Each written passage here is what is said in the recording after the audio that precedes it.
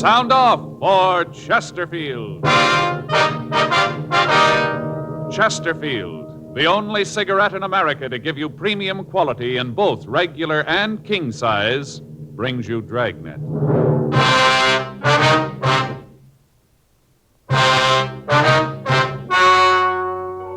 Ladies and gentlemen, the story you are about to hear is true. The names have been changed to protect the innocent.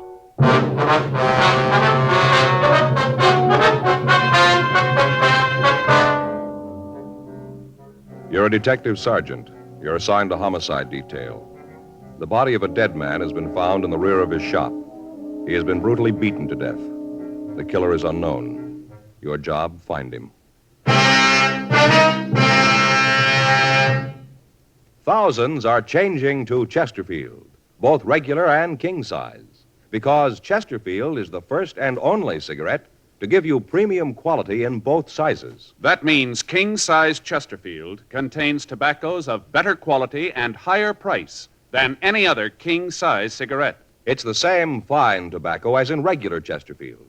There is absolutely no difference, except that king-size Chesterfield is larger, contains so much more of the same tobaccos, it gives more than a fifth longer smoke. Yes, more than a fifth longer smoke. So remember, Chesterfield is the only cigarette to give you premium quality in both regular and king size. Buy 'em either way you like 'em. Premium quality Chesterfield, and much milder.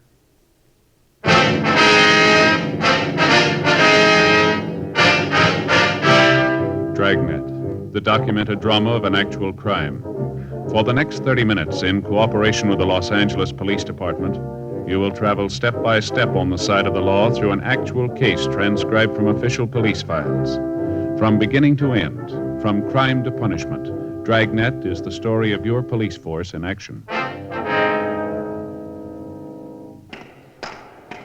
It was Monday, July 5th. It was hot in Los Angeles. We were working the day watch out of homicide detail. My partner's Frank Smith. The boss is Captain Lorman. My name's Friday.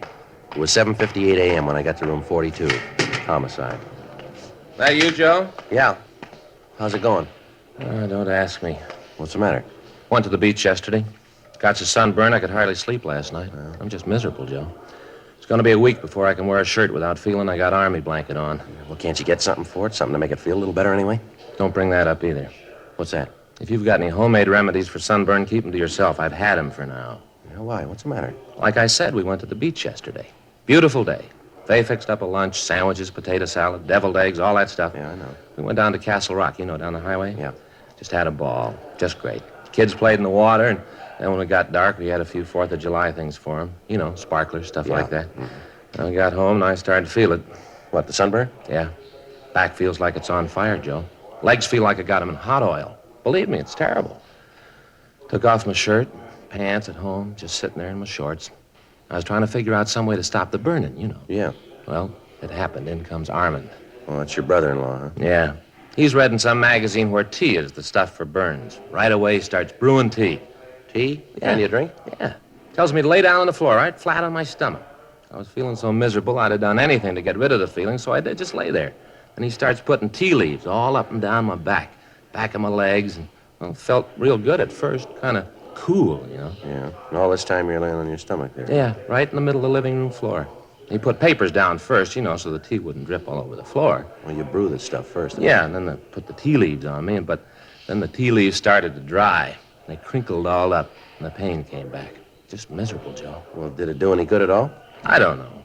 They finally took it off and put some kind of ointment on my back. Helped a little. Had to sleep on my stomach all night. Couldn't turn over. I just lay real still. Once in a while, I'd fall asleep and roll over, and wow, I'd wake right up with the pain. I tell you, Joe, I didn't sleep at all. Not a wink. Yeah, I know what you mean. I don't see what you're blaming Armand for. Seems like he did try to help you out, though. Oh, sure, he tried.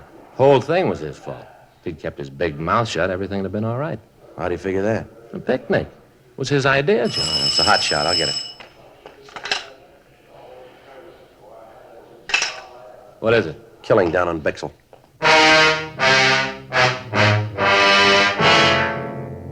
8:14 a.m. We arrived at the address on South Bixel. It was a small neighborhood pawn shop. A radio car had arrived, and the 2 officers had cleared the crowd away from the entrance of the store. One of the officers showed us through a curtain into the back room. Everything was smashed. Glass cases were demolished. Clothing from the shelves had been torn down and thrown all over the floor. At one side of the room, a closet door was half open, and in the closet was the body of a man. We started to talk with George Armstrong, the victim's partner. Terrible. I don't want to look anymore. I don't want to believe it. Anybody would do this to Mark. Mark, is that your partner's name? Yes, Mark Williams, my friend. We've been together the last 15 years. Knew each other for 10 years before that. I don't want to think about it. Would you like to step out here, sir? Front part of the store. Well, would it be all right? Yes, be fine. I'll call the crime lab, Joe. All right, good. Where's the phone, sir? It's back there on the wall. Thanks.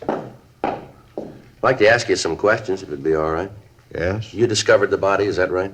Well, yes, this morning when I came in, I opened the store like I always do, about, I think it was 7:45, I guess it was, something like that. I see. I opened the front door like I usually do, and then I came in and put the water on for some tea. You can see there, see that hot plate? Mark and I usually have a cup of tea when he comes in. I see.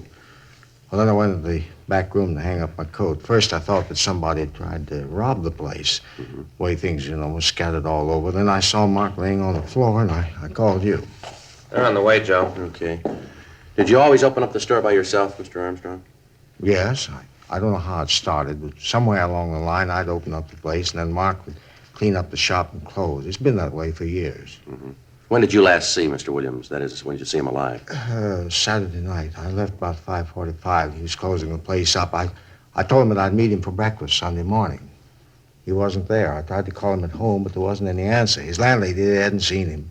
Was he married, do you know? No, he wasn't married. Same thing happened to both of us. Neither one of us married. What's that, sir? Well, you see, Mark and I are both in love with the same girl when we were younger. Used to take her to the park in the summer, listen to the band, concerts. Three of us, we used to go every place together. Like I said, both of us were in love with her. Well, things went along just fine for a year or so, and then she got married to someone else. Mark and I were pretty sad about it. Couldn't blame the girl, though. The guy she married was rich. He had a big house. It was a good family. We didn't have much of anything. No, neither of us married. Just never seemed to find a girl compared with Kate. Kate? Kate Dillon. She's a lovely girl. This meeting you were going to have yesterday morning, was that a regular thing? Oh, yes, it was. You see, about the only relaxation Mark and I had was bowling on the green. Bowling? Every Sunday that it didn't rain, we'd meet for breakfast and then catch a bus out to Exposition Park. Bowling club out there. Mark and I both belonged. Mark was a sort of local champion. Played a real good game. Well, didn't you think that anything was wrong when he didn't meet you yesterday? Well, yes, I did. I did at first. Then I got to thinking about it, and I figured maybe he wasn't feeling too good. Just didn't want to go out to the club. Yes, sir. He'd get like that, moody. Just for no reason at all. Decided he didn't want to go anyplace at all. Just sit in his room. Almost always came to work, even when he was in the mood. But now and then he'd just sit up there and look out the window. Was there any special reason for all this? No, not that I know of. He just get like that. No special reason. When he did, you just had to sit and let the mood pass. Nothing else to do. I see. Well, did Mr. Williams have any enemies that you'd know of? Anyone at all that might do a thing like this? No, sir. No one. Was he alone when you left him Saturday night? Yes, he was straightening up the shelves, getting the things in order. But he was all by himself. No one was here. Well, have you ever had any trouble with anyone in the neighborhood lately? Somebody who might have been looking for trouble, maybe? Well, Sergeant, most of our customers have trouble. Well, yes, sir, but about how much money was on the premises when you left? Maybe $1,500. Where'd you keep the money? In the safe, right there. You can see for yourself it's all right. Would you mind opening it up just to be sure? Well, if you want me to, but I'm sure everything's okay. If you wouldn't mind, sir. Okay. I know there's nothing wrong here. 43. You can see for yourself that everything's okay, can't you? 16 left. Yes, sir, we just want to be sure. Right to 8. There, you can see it. Is the money kept in that strong box? Yes, sir. Who knew the combination to this safe? I mean, besides you. Just Mark and me. We were the only ones. There, all the money's there. Is there anything else missing from the store? Anything that you can see? Well, Sergeant, look around you. If there was anything, how could I tell? I'd have to take a complete inventory. Well, what difference does it make? How's it going to help Mark? Well, it's pretty important we find out why he was killed the way he was, sir. The beating and all. If you'd look around, you might be able to come up with something. Oh, all right, I'll look around, but I tell you, I don't think there's anything gone. All right, if you just do that, we'll look over the back room for me, all right? Pretty bad, huh, Joe? Yeah. Looks like revenge could have been the motive, maybe, from the looks of things here. Yeah, Can't it'd have tell. to be something like that. Terrible beating. The way the place is all smashed up. Yeah. Frank, Yeah? come over here. Yeah? Look here in the closet. You can see it there under the body. Oh, yeah, looks like a hand axe. Yeah, Might have been trying to defend himself, huh? well, maybe. Sergeant, Yes, sir? you were right, absolutely right. What's that, sir? Well, he did steal something. The gun case has been broken into. Yes, sir. Anything missing? A couple of revolvers. 8:32 a.m. The crime lab crew arrived and went over the place.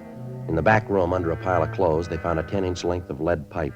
Dean Bergman from Leighton Prints dusted the room, the safe in the store, and the lead pipe. He came up with several clean prints.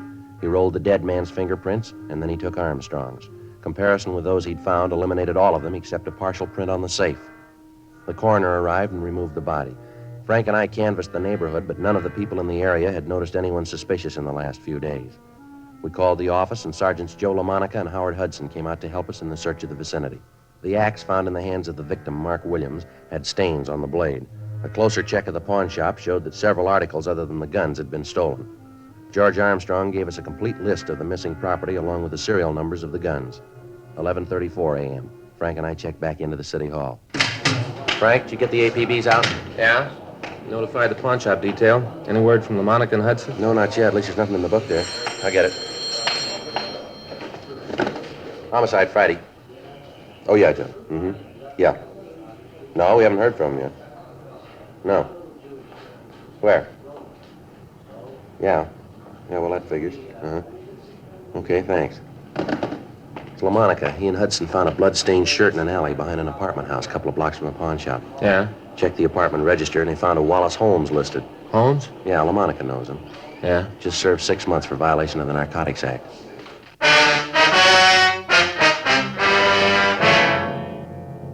"12:02 p.m. We ran the name Wallace Holmes through R&I. He had a record dating back almost 10 years.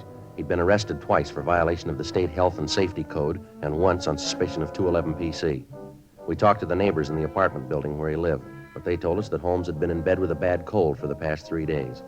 Several of them had taken him food on occasion and stated positively that he could not have left the apartment. Bergman checked his fingerprints against those we'd found at the pawn shop. There was no make. A stakeout was placed on the building. 2:15 p.m. We checked with the crime lab to see if Ray Pinker had finished the tests on the physical evidence that he'd collected at the murder scene. Looks like the lead pipe. Can you tell us anything about the killer? Nothing except his WMA. How about the other bloodstains, Ray? Test out type O, victim's type B. Well, figures that he managed to hit the killer with the axe then, huh? Possible. How about the shirt? You find anything on it? We haven't finished the tests on the dust particles we found in the pockets yet. Precipitant test shows it's human blood. Haven't had a chance to group it yet. How about any laundry markings? Anything there, Ray? I was just about to check it. Spread it out here. You want to get those lights, Frank? Yeah, I'll go. Turn on this fluorescent. Yeah. There's laundry marking here. Yeah. Looks like RJ. Mhm. Is that right? And there's a number there, too. And 769-02. anything else, Ray? Looks like that's about it. What laundry, would you know? Yeah, I think so. Marking's the same type as Consolidated Central Laundry uses. It's a big place out on Pico. Mm-hmm. Handle cleaning for a lot of small neighborhood places in town. I can give you the address. Okay. Anything else? Oh, he had a 15 neck and a 33 sleeve. Average size, not much help, huh? Maybe I can give you some more when I get through the dust particles in the pockets. Yeah, okay. Wish we had a little more to go on. Well, you got a piece of lead pipe, a stained shirt, and an axe that looks like it's been recently used. Yeah. They all connect somewhere along the line. Yeah, all we got to do is find out where. 2:58 p.m. Frank and I drove out to the Consolidated Central Laundry. We talked to the manager, and he looked through the files. He was able to tell us that the shirt had been laundered at a small cleaning place on South Hill. He gave us the address, and Frank and I drove over. We talked to the manager of the shop. Uh-huh. Yeah, it's our number, all right. Yes, sir. Would it be possible for you to tell us who owns the shirt? Yeah, I'll look it up in the book. Let's see, RJ 769-02. That's right. Let's see, 642, 98, 7. Yeah, here it is. John Dunlap, address out on 3rd Street. Say, what do you want to know about the shirt for? Dunlap done something? Well, we're just conducting an investigation here. Oh. Wonder if you'd describe this Dunlap for us. Oh, sure. I've known John for years. Been bringing his things in here for at least 8, maybe 9 years. Could you give us a description of him, you think? Yeah, Johnny's about my size, maybe 5'11". Weighs about 180. How about his coloring? Huh? His coloring. Is he dark or light complected? Oh, yeah. Well, I guess you'd say maybe sort of medium. Yeah, medium. Does he have any marks or scars on him? Anything unusual about him? Well, if you asked me that yesterday, I'd have said no. How's that? Well, up till this morning. Well, John came in this morning, and there was nothing that made him stand out up till then. He must have had an accident over the weekend, I guess. I don't understand. Came in this morning, his face was all scratched up.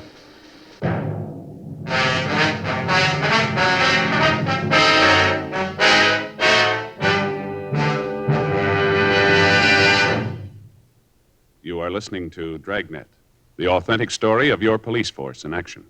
We like to give the facts about Chesterfield so you can be your own judge. Chesterfield is the first and only cigarette to give you premium quality in both regular and king size. Chesterfield is the first and only cigarette to tell you what it's made of. The world's best tobaccos. Kept tasty and fresh by pure and costly moistening agents. The best that money can buy.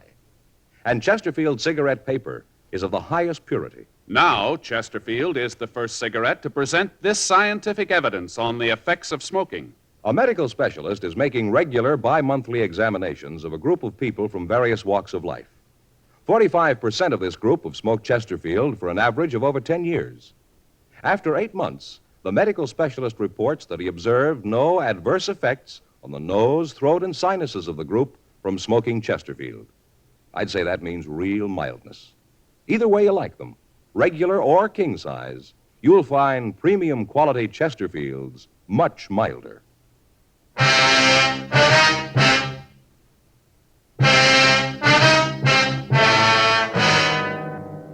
Monday, 5:30 p.m. Frank and I ran the name John Dunlap through R&I. We found no record on anyone answering his description. Meantime, the stakeout on Wallace Holmes' apartment where we'd found the blood-stained shirt continued.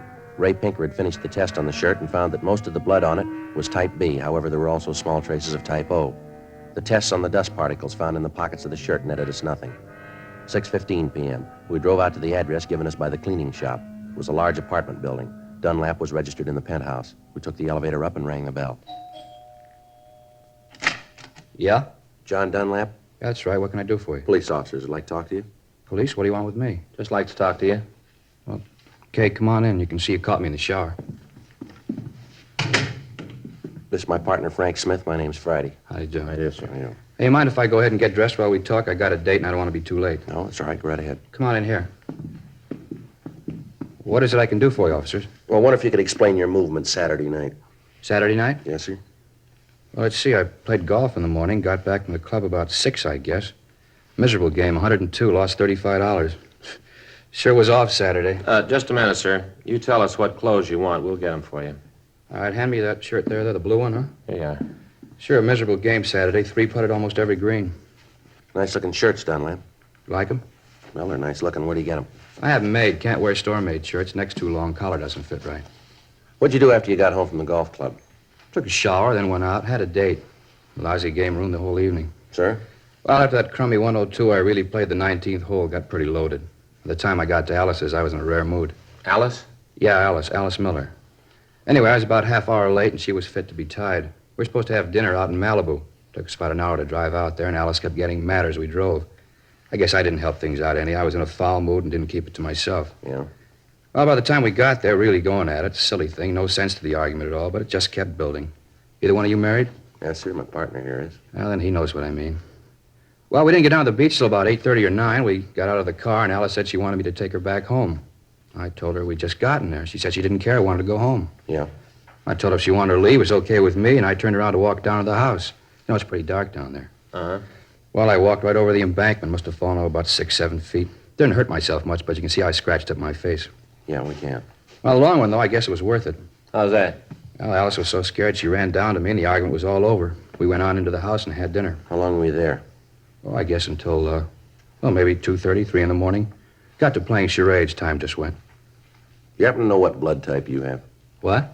Your blood type. Do you know what it is? Oh, I think it's A, but I'm not sure, though. You said you had your shirts made to order, huh? Yeah, that's right. Why? Can you tell us how someone else might have gotten one of your shirts? Wait a minute. I don't think I understand just what's going on. Or what is this all about? You come in here and ask a lot of questions. What's it all for? Just routine. Routine what? It's not routine for me to have policemen come in and ask a lot of questions. Where was I Saturday night? Who makes my shirts? Who might have had them? Come on, what's the pitch?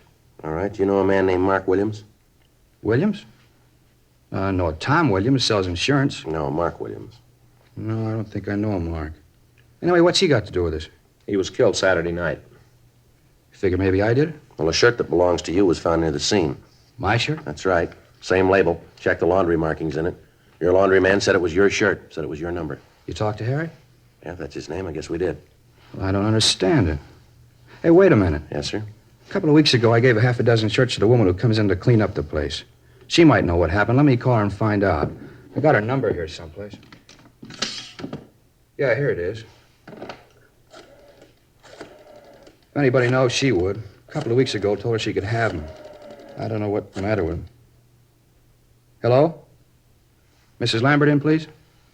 Yeah, thank you. Hello, Mrs. Lambert. This is John Dunlap. Oh, just fine. And you?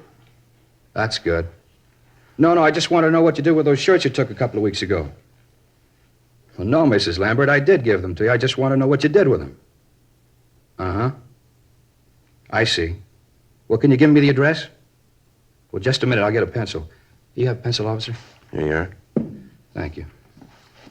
Now, go ahead, Mrs. Lambert. Uh-huh. 47? All right, thank you. No, don't you worry. Everything's all right.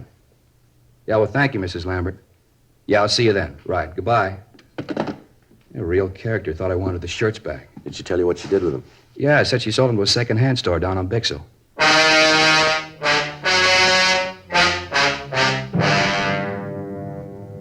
$7:20 p.m. We drove over to talk to the cleaning woman. She gave us the same story that we'd gotten from John Dunlap. We went over to the second-hand store, but it was closed. The stakeout on the apartment continued. The body had been posted, and the coroner told us that Williams had been killed at approximately midnight on Saturday night. That would allow 2 hours on either side, making it possible for the murder to take place between 10 p.m. and 2 a.m. Frank and I checked out of the office and went home. The following morning, Tuesday, July 6th at 8:17 p.m., we checked the second-hand store where the shirts had been sold. The dealer told us that he remembered the shirts. He said that he'd bought 5 of them and had only sold 1. He was able to give us a fair description of the man he'd sold the shirt to. He went on to say that he'd heard that the man was a user of narcotics. We ran the name he gave us, Fred Harris, through R&I. He had a record of violation of the State Narcotic Act. We got out an APB and a local bulletin on him. We called Narcotics Division and notified them that we wanted Harris as a suspect. We checked the address listed on his record, but we found that he'd moved and left no forwarding address. 2 days went by. We ran down all leads, but we were able to come up with nothing new. Thursday, July 8th, 8:30 a.m. Frank and I checked back into the squad room. Well, there's another one that didn't go anyplace. Yeah, well, he's got to be someplace. I get it. Homicide Friday. Oh, yeah, Joe. Mm-hmm. Yeah. Well, how soon will you be here? All right? Okay, right. Anything? Well, Monica and Hudson, they just picked Harris up.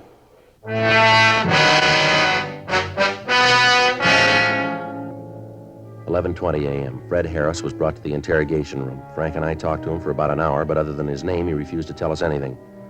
We tried to lead him out. We talked about his family, about sports, food, everything we could think of. None of it worked. Harris remained sullen and uncooperative. 1:46 p.m. How about some lunch, Joe? I guess so. Harris? No, thanks. Well, you suit yourself. What do you want, Joe? Well, ham on rye, all right. Get some coffee, too, huh? Okay. You sure, Harris? You don't want anything to eat? No, I told you. Okay. All right if I smoke? Yeah, go ahead.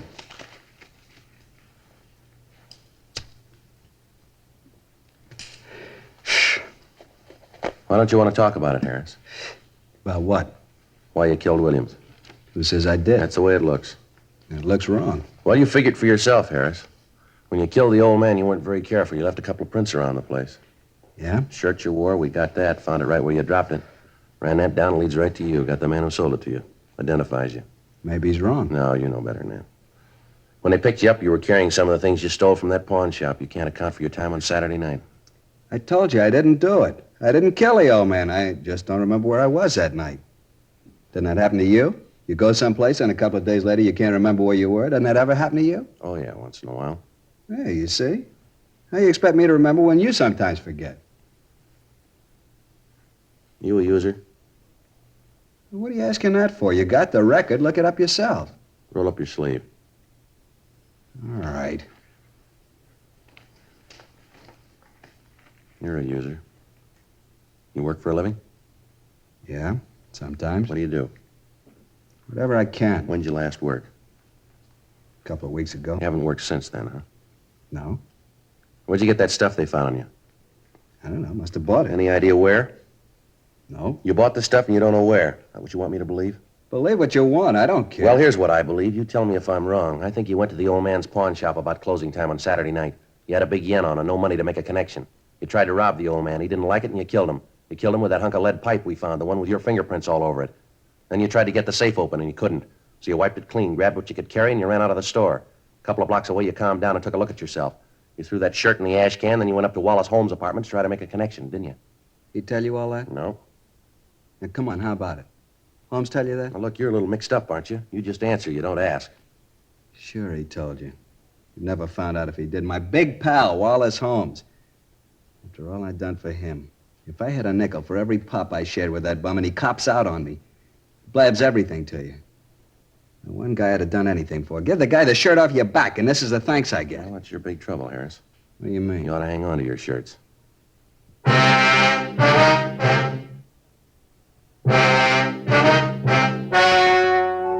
The story you have just heard was true. The names were changed to protect the innocent. On November 15th, trial was held in Department 86, Superior Court of the State of California, in and for the County of Los Angeles. In a moment, the results of that trial. Now, here is our star, Jack Webb. Thank you, George Fenneman. Friends, again this year, Chesterfield has asked me to remind you to see your own neighborhood cigarette dealer first about your Christmas shopping problems. Among many wonderful gift ideas, he's featuring the gift of the year, the Chesterfield Christmas carton. Now, to my way of thinking, it's the ideal gift because Chesterfield is the only premium quality cigarette available to you shoppers in both regular and king size. Either way, regular or king size, they're a wonderful smoke and they make fine Christmas gifts. Get them from your dealer. Premium quality Chesterfields.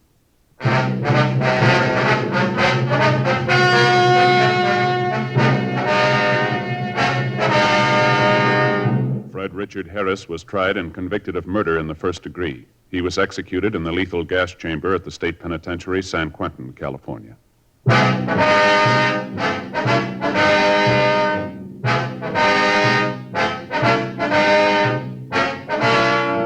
You have just heard Dragnet, a series of authentic cases from official files. Technical advice comes from the Office of Chief of Police W.H. Parker, Los Angeles Police Department. Technical advisors, Captain Jack Donahoe, Sergeant Marty Wynn, Sergeant Vance Brasher. Heard tonight were Ben Alexander, Vic Rodman, Olin Soule. Script by John Robinson. Music by Walter Schumann. Hal Gibney speaking. Sound off for Chesterfields. Either way you like them, regular or king size, you'll find premium quality Chesterfields much milder. Chesterfield has brought you Dragnet, transcribed from Los Angeles.